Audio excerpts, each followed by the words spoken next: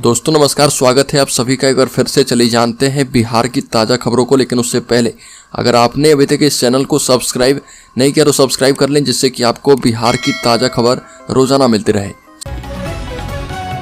सबसे पहली खबर, बीपीएससी 68वीं का फाइनल रिजल्ट किया गया जारी। बिहार लोक सेवा आयोग ने 68वीं संयुक्त परीक्षा का फाइनल रिजल्ट जारी कर दिया है। इस परीक्षा में 322 अभ्यर्थी सफल घोषित किए गए हैं, जिसमें प्रियांगी मेहता टॉपर बनी है।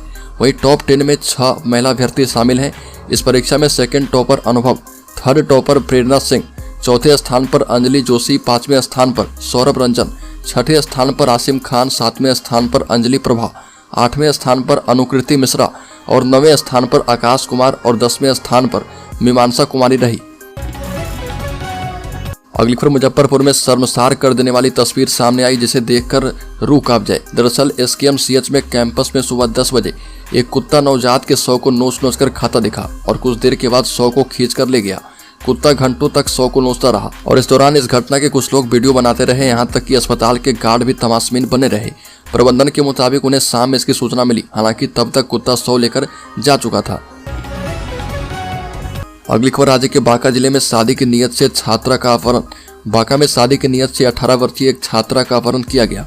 थाने में आवेदन देने के बाद पुलिस जांच पड़ताल में जुटी है और मोबाइल लोकेशन ट्रैक कर पुलिस छानबीन कर रही है। छात्रा घर से किसी काम को लेकर बाहर निकली थी, इसके बाद वापस लौटकर घर नहीं आई। बांका जिले में छात्रा के पिता ने आवेदन में कहा कि मेरी 18 वर्षीय पुत्री घर से किसी काम को लेकर बाहर निकली थी और इसके बाद वापस लौटकर घर नहीं आई। इस मामले में थानाध्यक्ष मनोज कुमार सिंह ने बताया कि आवेदन के मुताबिक पुलिस ने मामले में छानबीन शुरू कर दी है। मोबाइल लोकेशन ट्रैक करके पुलिस आगे की कानूनी कार्रवाई कर रही है। एक और बड़ी खबर, पटना में जिला परिषद अध्यक्ष के खिलाफ अविश्वास प्रस्ताव, विपक्ष को चाहिए 23 वोट, दावा है 26 के समर्थन का। जिला परिषद अध्यक्ष कुमारी स्तुति के खिलाफ अविश्वास प्रस्ताव लाया गया। इसका नेतृत्व पूर्व अध्यक्ष अंजू देवी कर रही और अपर मुख्य कार्यपालक अधिकारी को प्रस्ताव सौंपा गया है। साथ ही 44 में से 26 सदस्यों का समर्थन प्राप्त होने का दावा किया गया है। जिला परिषद की उपाध्यक्ष आशा देवी भी अध्यक्ष के खिलाफ हो गई है। अविश्वास प्रस्ताव पर 26वें नंबर पर उनके हस्ताक्षर हैं। एक और बड़ी खबर, बिहार के किसानों को मिलेगा 50% अनुदान। रबी फसलों पर ड्रोन से कीटनाशी का छिड़काव किया जाएगा। 18 जनवरी से बेगूसराय से होगी इसकी शुरुआत। कृषि विभाग रबी फसलों पर ड्रोन से कीटनाशी के छिड़काव की शुरुआत करने जा रहा। ड्रोन से कीटनाशी का छिड़काव करवाने के लिए किसानों को 50% का अनुदान दिया जाएगा। 1 एकड़ पर 240 रुपये का अनुदान दिया जाएगा। एक किसान को 10 एकड़ जमीन पर कीटनाशी के छिड़काव करने के लिए अनुदान दिया जाएगा और इसके लिए किसानों को डीबीटी पोर्टल पर जाकर ऑनलाइन आवेदन करना होगा। किसानों को जिले के सहायक निदेशक पौधा संरक्षण के पास से अनुदान की राशि दी जाएगी। बड़ी खबर, बिहार के मुख्यमंत्री और जेडीयू के राष्ट्रीय अध्यक्ष नीतीश कुमार के मूड चेंज की अटकलों के बीच राष्ट्रीय जनता दल ने कहा कि लालू यादव के आशीर्वाद से नीतीश कुमार मुख्यमंत्री हैं और भाई वीरेंद्र ने दावा किया कि नीतीश कुमार लालू यादव की कृपा से बिहार के मुख्यमंत्री बने। और भाई वीरेंद्र ने कहा कि हमारे पास 79 विधायक हैं, तो हमारी भूमिका बड़े भाई की है। हम भी चाहते हैं कि नीतीश कुमार जो है प्रधानमंत्री बने और जबकि तेजस्वी यादव बिहार के मुख्यमंत्री बनाए जाएं। एक और बड़ी खबर, 4 लाख नियोजित शिक्षकों की सक्षमता परीक्षा बीएसईबी लेगा। शिक्षा विभाग ने बिहार बोर्ड को दिया है जिम्मा। बिहार के 4 लाख नियोजित शिक्षकों की सक्षमता परीक्षा को लेकर बड़ी खबर सामने आई है। नियोजित शिक्षकों को राज्यकर्मी का दर्जा देने के लिए बिहार विद्यालय परीक्षा समिति यानी बिहार बोर्ड की ओर से सक्षमता परीक्षा ली जाएगी और शिक्षा विभाग ने बीएसईबी को इसके लिए प्राधिकृत कर दिया है। विभाग की ओर से इस संबंध में आदेश जारी किया गया है और सक्षमता पास करने वाले नियोजित शिक्षकों को राज्यकर्मी का दर्जा भी मिल जाएगा। उन्हें परीक्षा देने का 3 बार मौका दिया जाएगा। अगली खबर, बिहार के 1 लाख शिक्षकों के अंगूठे के निशान का हो रहा मिलान। शिक्षा विभाग ने बीपीएससी से मांगा है रिकॉर्ड। बिहार के सरकारी स्कूलों में पढ़ा रहे 1 लाख से भी ज्यादा शिक्षकों के अंगूठे के निशान थंब इम्प्रेशन का मिलान किया जा रहा और बिहार लोक सेवा आयोग बीपीएससी परीक्षा से पहले चरण में नियुक्त हुए सभी शिक्षकों के थंब इम्प्रेशन के मिलान का काम जिलों में शुरू कर दिया है। शिक्षा विभाग के अपर मुख्य सचिव के पाठक के निर्देश पर शिक्षकों को चरणवार तरीके से जिला मुख्यालय में ले जाकर यह मिलान करवाई जा रहा। बीपीएससी की परीक्षा में दिए निशान से शिक्षकों के अंगूठे का मिलान करवाई जा रहा और इसको लेकर बीपीएससी से रिकॉर्ड मांगा गया है। बता दें कि पहले चरण में बीपीएससी से करीब 1,02,000 शिक्षकों की नियुक्ति हुई थी। बड़ी खबर, खगड़िया के सांसद महबूब अली कैसर का झुकाव जदयू की ओर बढ़ रहा। इस साल होने वाले लोकसभा चुनाव में कई होनी और अनहोनी घटनाएं देखने को मिल सकती है। वजह साफ है कि हर लोकसभा सीट पर भाजपा गठबंधन के साथ विपक्षी पार्टियों का गठबंधन भी अपनी जीत सुनिश्चित करना चाहता है और इसमें खगड़िया संसदीय चुनावी क्षेत्र भी शामिल है। यह सीट नीतीश कुमार की जदयू के लिए मायने रखता है, क्योंकि इस सीट पर पहले जदयू का दबदबा रहा है, मगर लोकसभा के पिछले 2 चुनाव में महबूब अली कैसर की वजह से इस पर रामविलास पासवान की पार्टी लोक जनशक्ति पार्टी का कब्जा है। पासवान के निधन के बाद उनकी पार्टी बढ़ चुकी है। फिलहाल सांसद कैसर पशुपति कुमार पारस के गुट में शामिल है और बता दें कि ऐसे में पासवान के पुत्र चिराग पासवान, जो कि अपने पिता की विरासत को ढो रहे सांसद कैसर को हराने की हर तरकीब अपना सकते हैं। अगली खबर, बिहार में अब रात में भी किया जाएगा पोस्टमार्टम। भाजपा विधायक के पत्र पर स्वास्थ्य विभाग ने दिए निर्देश। राज्य के मेडिकल कॉलेजों, अस्पतालों और जिला अस्पतालों में रात में भी पोस्टमार्टम को लेकर राज्य सरकार ने पहल की है और यह पहल पूर्व मंत्री एवं भाजपा की विधायक नीतीश मिश्रा के द्वारा सरकार को लिखे गए पत्र के आलोक में किया गया है। शाम 4 बजे के बाद राज्य के जिला अस्पतालों एवं मेडिकल कॉलेजों में पोस्टमार्टम को लेकर गृह विभाग ने स्वास्थ्य विभाग के अपर मुख्य सचिव प्रत्यय अमृत को पत्र भेजा है और इसमें विभाग से शाम 4 बजे के बाद पोस्टमार्टम करवाने की व्यवस्था को लेकर कहा गया है। अगली खबर, इंडिया अलायंस और कांग्रेस की न्याय भारत जोड़ो न्याय यात्रा पर लोजपा के मुखिया चिराग पासवान ने जमकर भड़ास निकाली और लोजपा के नेता का साफ कहना है कि इस यात्रा से कांग्रेस या फिर इंडी गठबंधन को कोई फायदा नहीं होगा। इसी के साथ पासवान ने यह भी कहा कि इंडिया अलायंस के लोग आपस में लड़ रहे हैं और लोजपा के मुखिया चिराग पासवान ने पटना में पत्रकारों से बातचीत में कहा कि इंडिया अलायंस के लोग आपस में तो पहले लड़ लें और पीएम मोदी से लड़ना तो बहुत दूर की बात है।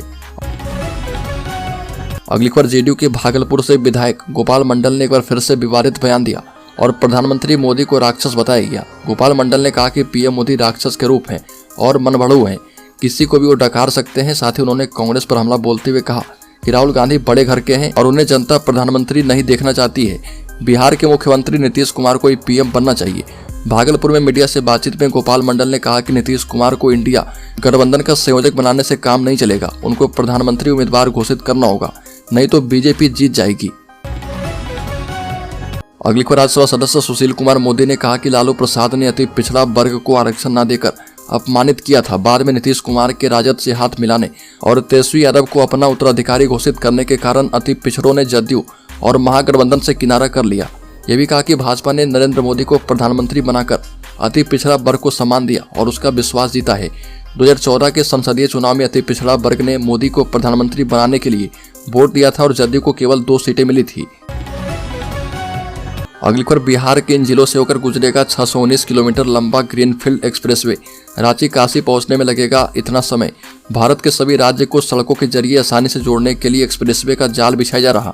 जहां पर यूपी को कई एक्सप्रेसवे मिल चुके हैं, तो अब इन एक्सप्रेसवे की सौगात बिहार, बंगाल और झारखंड के लोगों को भी मिलने वाली है।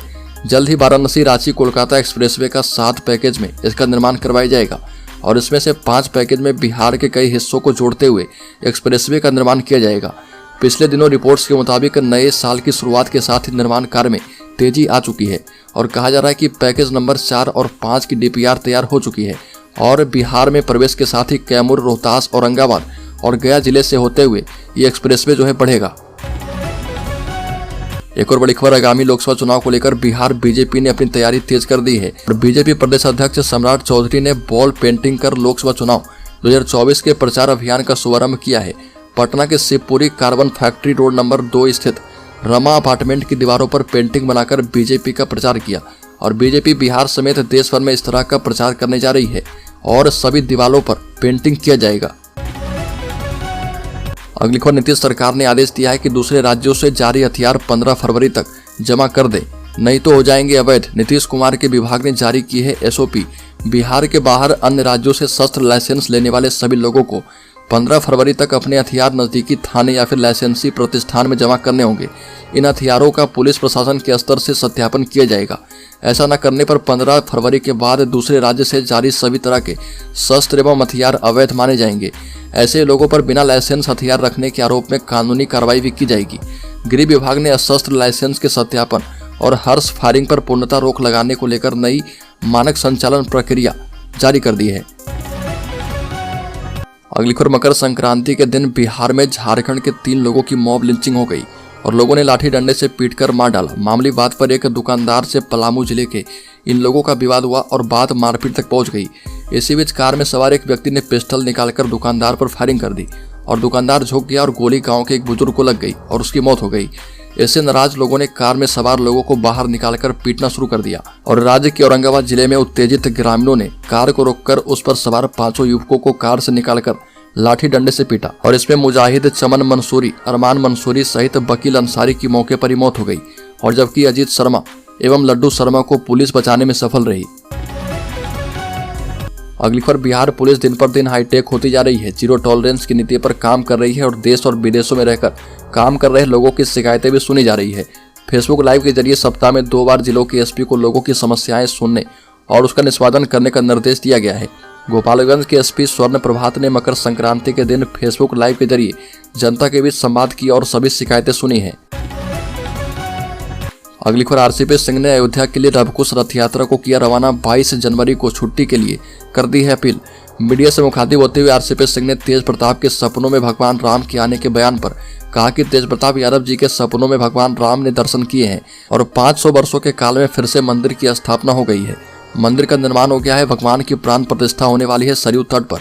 रामलला 22 तारीख को पूरी तरह से विराजमान हो जाएंगे और ये हवा में नहीं बल्कि पूरी तरह से जमीन पर दिखाई देगा और पूरे देश दुनिया की जो हवा है वो भारतीयता से, भारत की राष्ट्रीयता से प्रभावित हो रही है। आरसीपी सिंह ने कहा कि लवकुश रथ यात्रा से लोगों के बीच भाईचारे का पैगाम दिया गया है और मैं बिहार सरकार से अनुरोध करना चाहता हूं कि 22 जनवरी को सभी कार्यालय, विद्यालय एवं कॉलेज में छुट्टी कर दिया जाए।